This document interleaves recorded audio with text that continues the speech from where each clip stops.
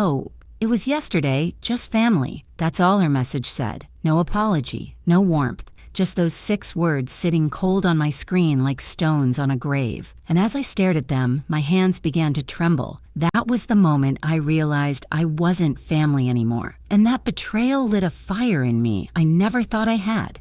My name's Diane, and before I tell you everything, let me ask, where are you watching from today?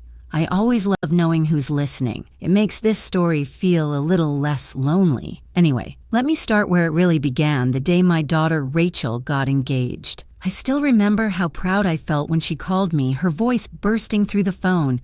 "Mom, he proposed." I said yes. I'd been sitting in my garden, pruning roses, and the shears nearly slipped from my hand. My little girl engaged, the same girl I'd raised single-handedly since she was 14, the one I'd sacrificed, vacations, nights out, even retirement plans, for just so she could have a life I never did. I congratulated her through tears, picturing the wedding, the music, the laughter. "Tell me everything," I said, and she did, for hours. Every little detail from how he knelt to how she nearly dropped the ring in surprise. That night, I went through my old jewelry box and pulled out the gold locket my late husband, Tom, had given me on our 10th anniversary. Inside was a tiny photo of us holding Rachel as a baby. I thought, I'll give her this at the engagement dinner. Something old, something full of love. The dinner was supposed to be that weekend. At least, that's what I'd been told weeks earlier when she first mentioned it. I kept checking my messages, waiting for the time and address. Days passed, nothing. Finally, I sent her a quick text on Friday morning. "Sweetheart, what time is the dinner tomorrow?" I even added a little heart emoji, trying to sound cheerful and not intrusive. A few hours later, my phone buzzed. "Oh, it was yesterday. Just family." That was it. I read the message 3 times, my mind refusing to process it. Yesterday? Yesterday? I felt my stomach twist. I typed, deleted, typed again.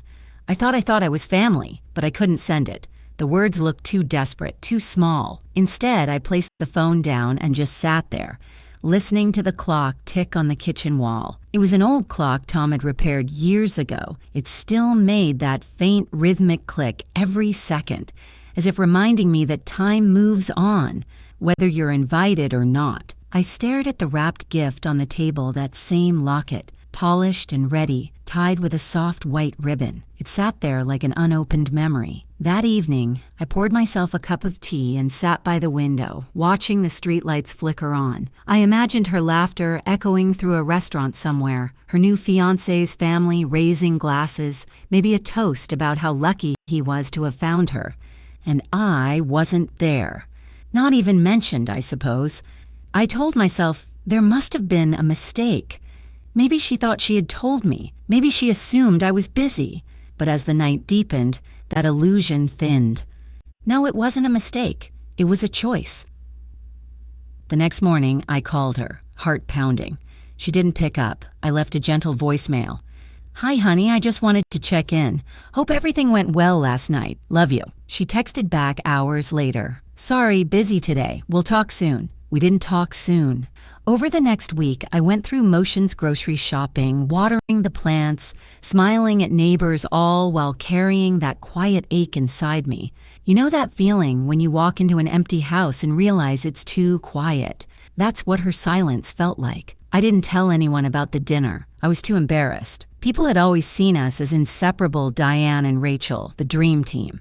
I didn't want to admit that somewhere along the way I'd become an afterthought. That night, as I tidied up the living room, I noticed a photo on the mantel, Rachel at 6 years old, missing a front tooth, holding up a drawing she made of us. 2 stick figures, hand in hand, under a crooked sun. She'd written at the top in red crayon, "Me and Mommy forever." I traced the words with my finger, and something inside me broke quietly, not with anger, but with grief. It wasn't about a dinner. It wasn't even about being left out. It was about realizing that somewhere between helping her grow up and letting her go, I disappeared from her world. And as I turned off the lights and climbed into bed, I whispered to myself, "You raised her to be independent, Diane. You just didn't expect independence to mean forgetting you." I didn't sleep much that night. The silence in the house had a weight to it, heavy, familiar, almost comforting in a sad way. It reminded me of another kind of silence, years ago, the one that came after my husband Tom died. Back then, Rachel was just 14, too young to lose a father, too young to see her mother fall apart and still have to pretend everything was fine. Tom's death was sudden, a heart attack in his sleep.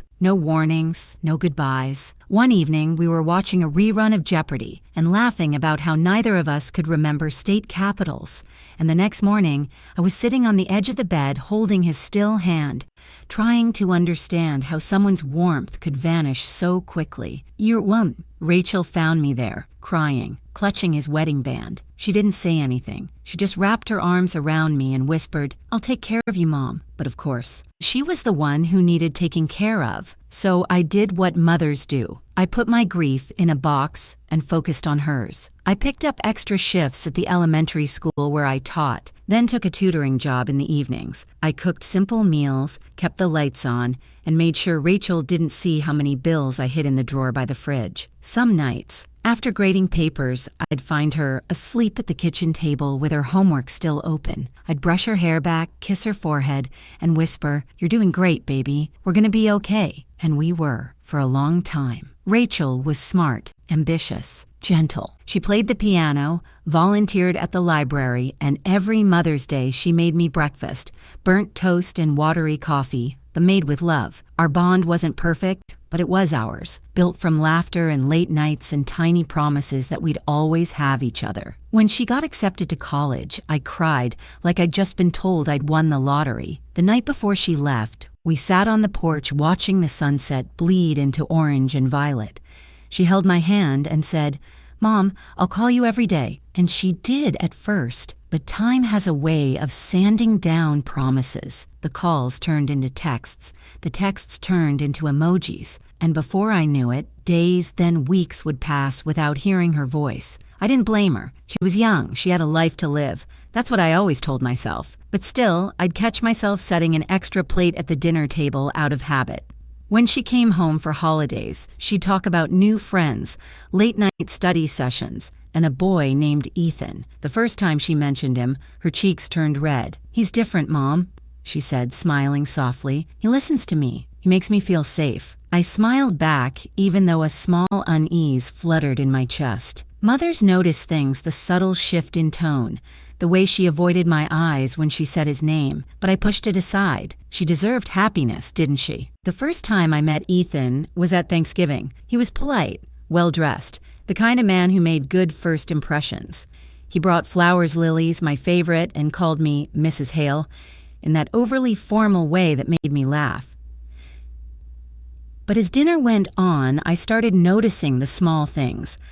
How he'd finish Rachel's sentences for her, how his hand would rest on her wrist just a little too long when she tried to speak, how she laughed differently, softer, more careful.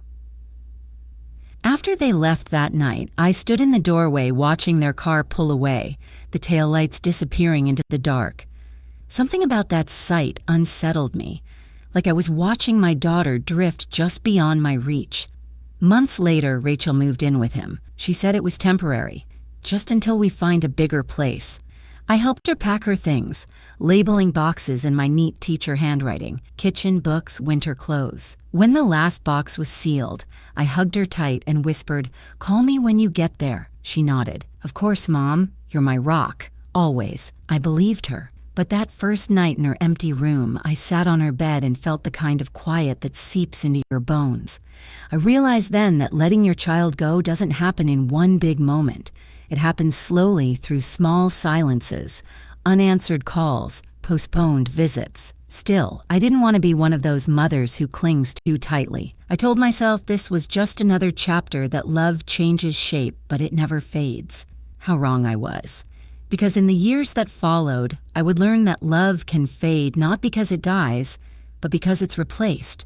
And in Rachel's new life, I wasn't sure there was space for me anymore. But I kept believing, I kept helping, I kept hoping, because that's what mothers do even when it hurts. When Rachel moved in with Ethan, I told myself it was just the natural course of life. Children grow up. They move out, they build their own families. That's what every mother wants, right? But I hadn't expected the silence that followed. At first, she called every Sunday, updating me on small things, how work was going, how she was learning to cook Ethan's favorite meals, how the apartment still smelled faintly of paint. I'd listen eagerly, laughing when she burned her first lasagna, or when their cat knocked over a candle and singed the curtain. But slowly the calls became shorter, more distracted, and then they stopped altogether. When I finally heard from her again, it wasn't to talk, it was to ask for help.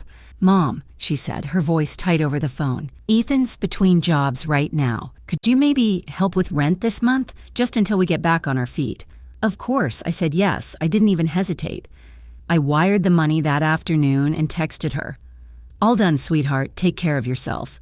She replied with a simple, "Thanks, Mom. You're a lifesaver." It should have made me happy knowing I could help her. But the word lifesaver stuck with me. It didn't sound like gratitude. It sounded like dependence. And so began the cycle. A few months later, it was car trouble, then credit card debt, then Ethan's trying to start a business and we're just a little short this month. Each time I told myself it was temporary. Each time I dipped into my savings. The same savings Tom and I had built over decades' money meant for the quiet, simple retirement we'd once dreamed of together.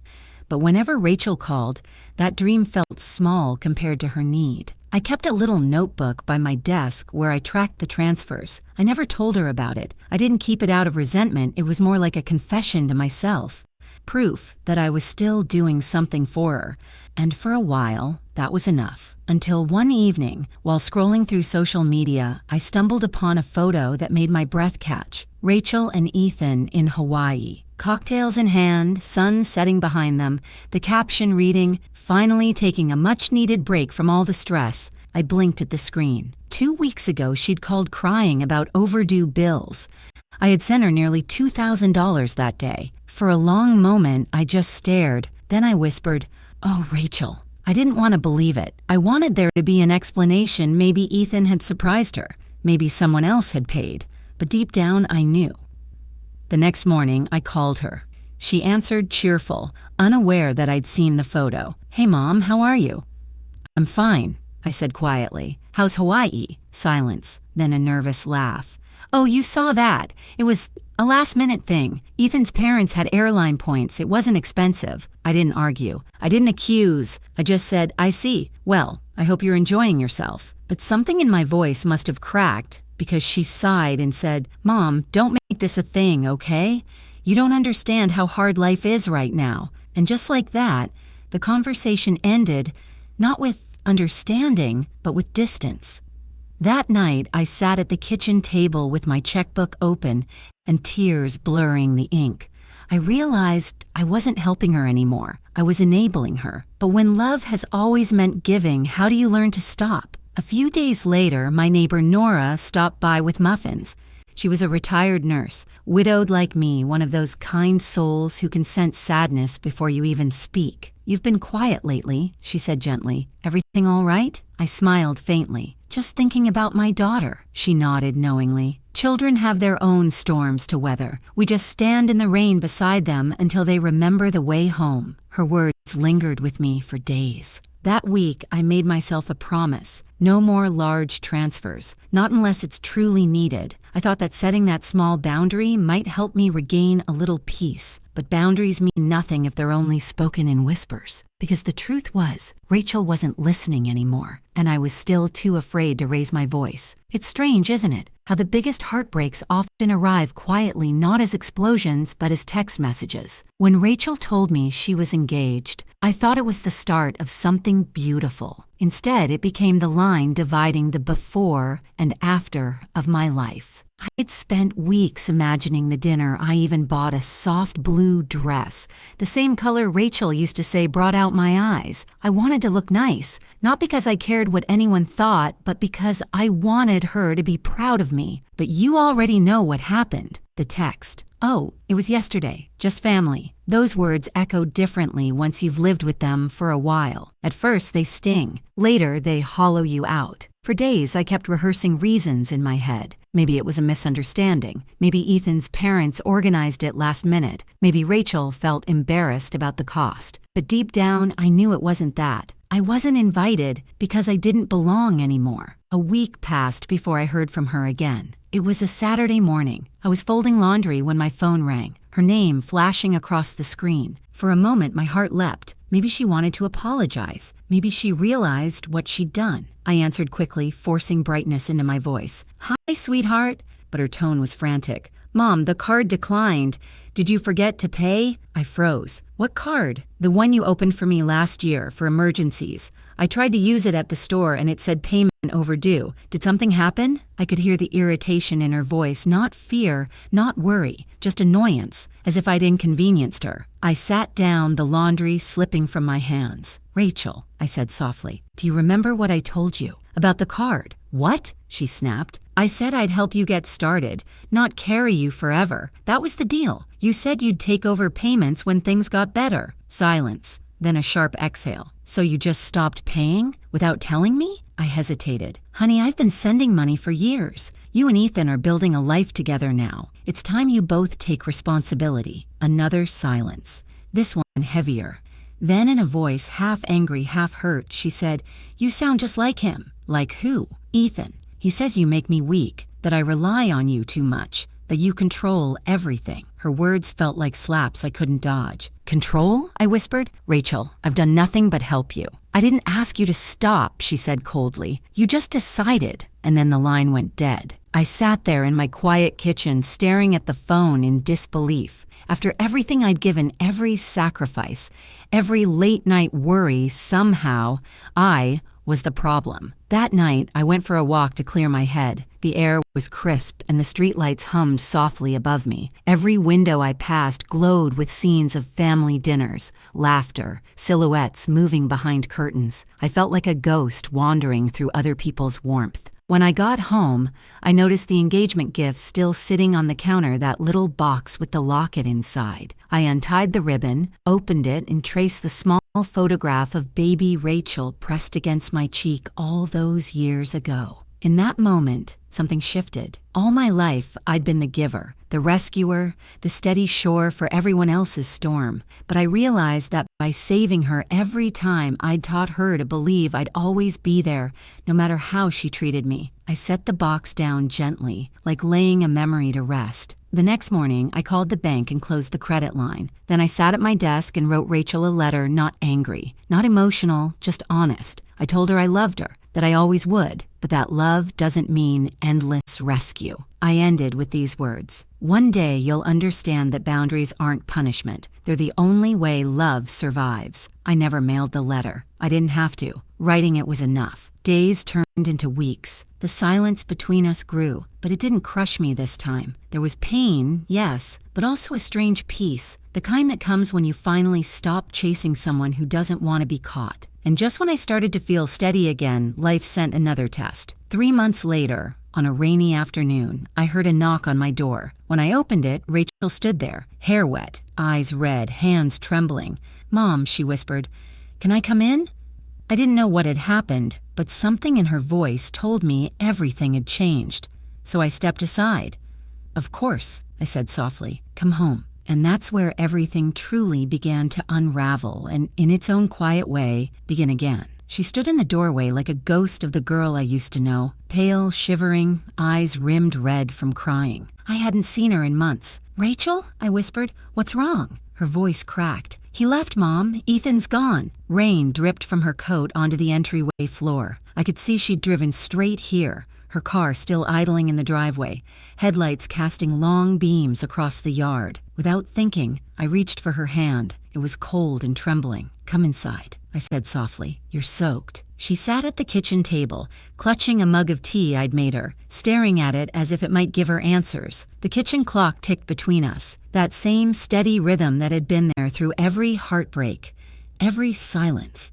Finally, she spoke. "He said he needed space. He took his things this morning and just left." I didn't know what to say. Part of me wanted to comfort her, to pull her into my arms like I used to. But another part of me, the one that had learned to survive on disappointment, stayed still. "I'm sorry, sweetheart," I said gently. She nodded, wiping her cheeks. I didn't know where else to go. That sentence broke me a little, because as much as she had hurt me, she still came home.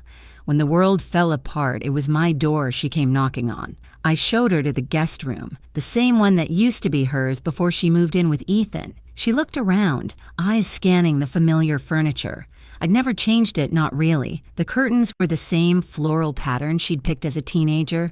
The old desk still held faint pencil marks from her school days. "Thank you," she murmured. When I closed her door that night, I leaned against the wall and let out a long breath I didn't know I'd been holding. Over the next few days, she barely spoke. I didn't push. I cooked, cleaned, went about my routine, and left the space open for her to fill when she was ready. It took 3 days. One morning, I found her in the living room, sitting cross-legged on the floor, surrounded by boxes she'd brought from the car. She looked up at me and said, "He told me I was too much, too emotional, too dependent." She gave a small, bitter laugh. "I thought love was supposed to make you feel safe." I sat beside her. Love should never make you feel small. We sat there quietly, two women bruised by different versions of the same man. "I should have listened to you," she said after a while. "You always saw things before I did." I smiled faintly. "Mothers usually do, but you needed to see it for yourself." That night, after she went to bed, I took out my old journal, the one I'd started after she stopped calling. The pages were filled with messy handwriting, half-thoughts, letters I never sent. Reading them now, I didn't feel anger anymore, just a strange mixture of sorrow and relief. A week passed, then 2. She began to help around the house, cooking dinner, running errands, even repainting the fence. It was quiet, almost peaceful. But peace has a way of making you nervous when you've lived too long without it. One evening, as we sat watching an old movie, Rachel turned to me and asked, "Do you think I can stay here for a while? Just until I figure things out?" Her voice was tentative, like she already knew the answer might not be simple. I hesitated. My instinct was to say yes, to wrap her in safety again. But the word "while" stretched long in my mind. I'd been down this road before rescuing her, only to lose her again. I looked at her and said, "You can stay for a bit, honey, but we'll need to talk about what comes next. You need to rebuild your life, not live in the ruins." She frowned slightly but nodded. "I understand." Later that night, as I watched her sleeping in her old room, I felt something shift inside me. For the first time, I wasn't afraid of losing her anymore, because maybe letting go wasn't the end of love. Maybe it was part of it. The next morning, I went to my community art class, something I'd joined a few months earlier to fill the silence.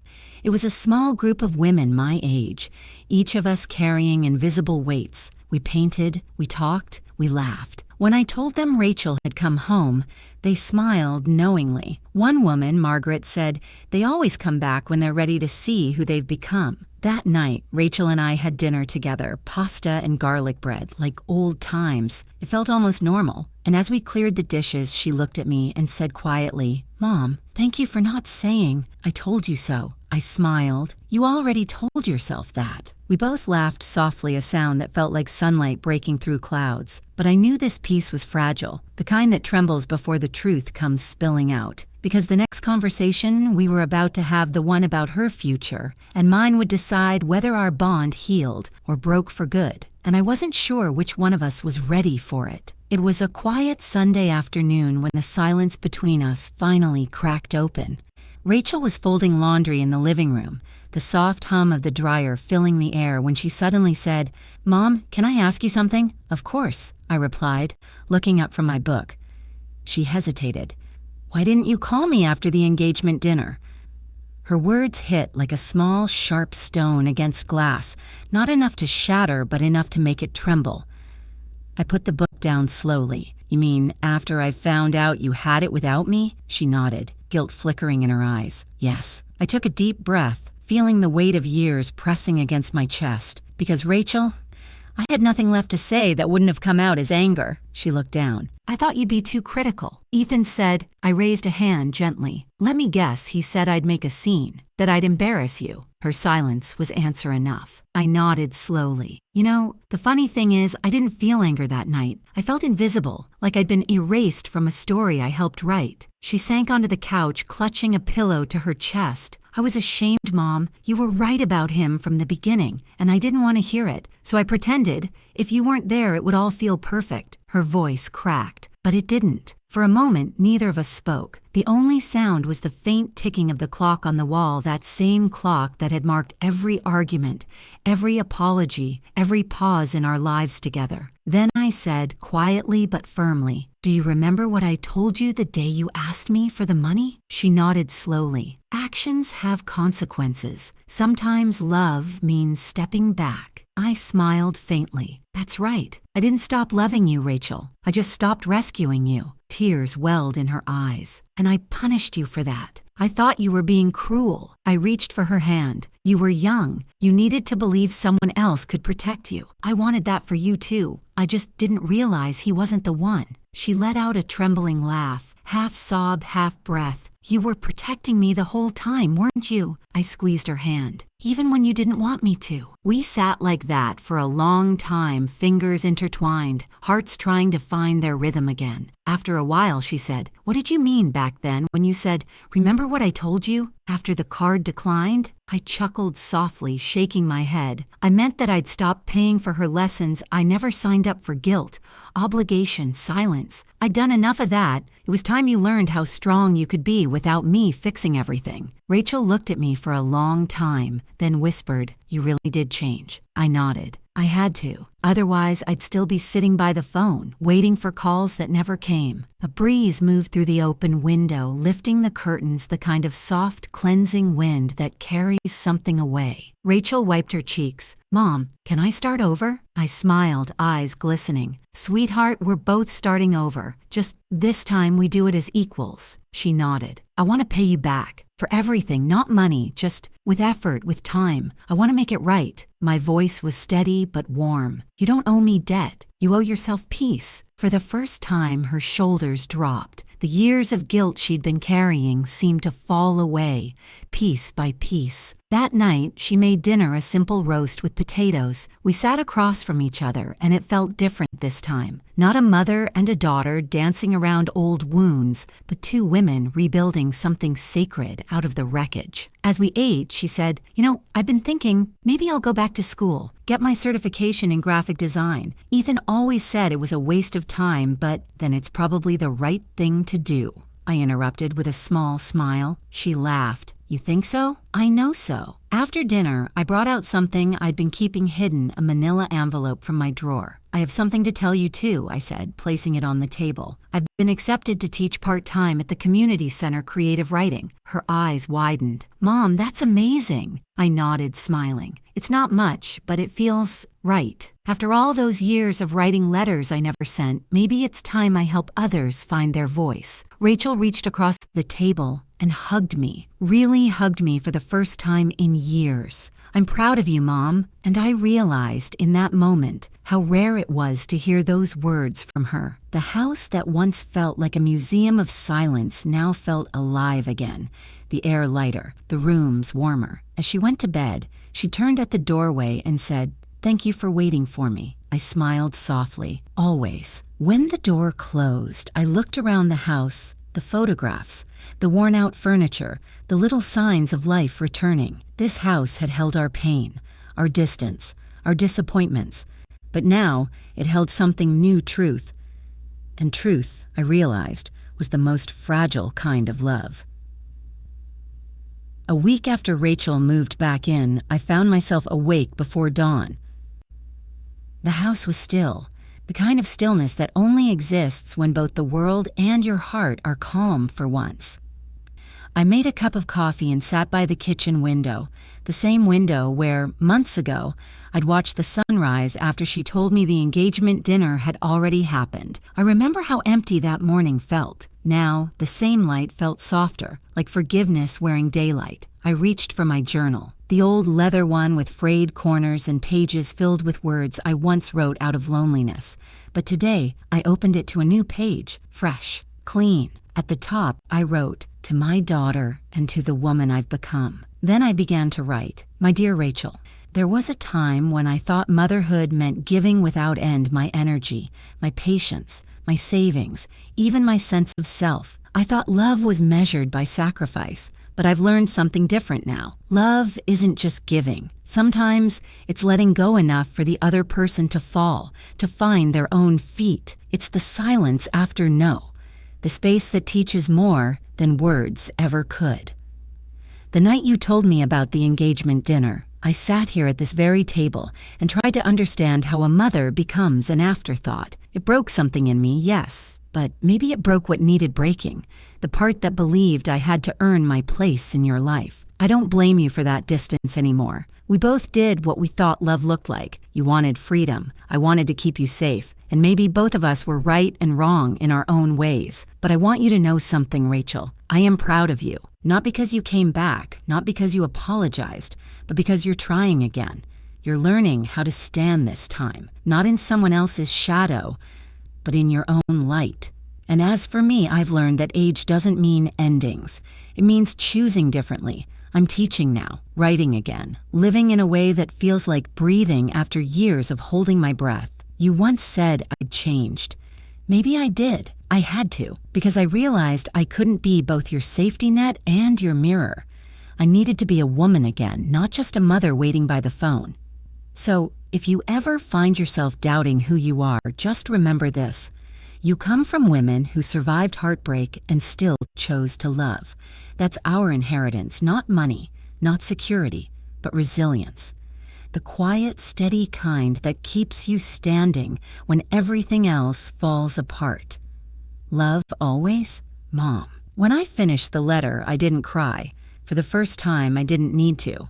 Instead, I tore it gently from the journal, folded it, and placed it inside the wooden box on the shelf, the one where I kept Rachel's childhood drawings, her old birthday cards, and the photo of us laughing in the park. Some words are meant to be written, not read. Later that morning, Rachel joined me for breakfast. She was glowing in a way I hadn't seen in years, hair tied up, a sketch pad in her hand. I signed up for my first design class, she said, smiling. I start next week. That's wonderful, I said, meaning it. She poured coffee into her mug and glanced at me. And your writing class? It starts tomorrow, I replied. A group of beginners. I'm nervous, actually. She laughed. You'll be great, Mom. You always are. That word always used to feel like a promise I could never keep, but now it felt like peace. After breakfast, we stepped outside together. The garden was alive, roses blooming again after a long season of neglect. Rachel knelt down to pull a few weeds and said, it feels nice here, like home. I smiled softly. It always was. You just had to find your way back. She looked up at me, her eyes warm and clear. I did. We spent the afternoon tending to the plants, a small, shared ritual of rebuilding. And as I watched her, there, sunlight catching in her hair, I realized something. She wasn't the same girl who'd once left without looking back. And I wasn't the same woman who'd waited at the window for her return. We had both grown separately, painfully, beautifully. That evening, after she'd gone upstairs, I walked into the living room and turned off the lights. The soft hum of the house wrapped around me, steady, alive. For years, I thought the measure of a good mother was how tightly she could hold on. But now I knew the real strength was in knowing when to let go. I looked around one last time, whispered into the quiet, "We're going to be just fine." And for the first time in a very long time, I truly believed it.